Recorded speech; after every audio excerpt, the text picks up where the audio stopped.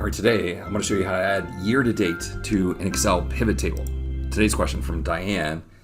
I was watching Diane take data from a pivot table yesterday to a summary report, and we talked about how to use GETPIVOTDATA to help that. But then we had an issue where Diane had another section of the summary report where she was reporting year-to-date numbers and actually adding them up and having to increase the cell reference each time. I said, there's a way that we can show the year-to-date numbers right in the pivot table. So I'm going to take this entire pivot table, copy it, and paste it off to the right here like this.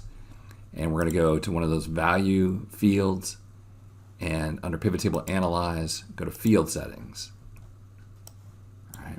And we're going to leave it at sum, but go to show values as, and I have, what do I have here? I have a field called years, date, and months. So you have to figure out, which field is your months field.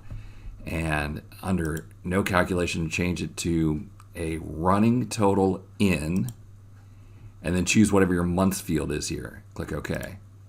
All right, and you see what we have. Let's just choose these cells and see that the total is 631.15, 631.15, all right? And it resets when we get to 2021 or the next year. Diane had 5 or 6 years of history there, and so those cells, 610.243, 610.243, seems to be working pretty well. And then for Diane, you'd use the exact same trick to get pivot data from these for your year-to-date section of the report.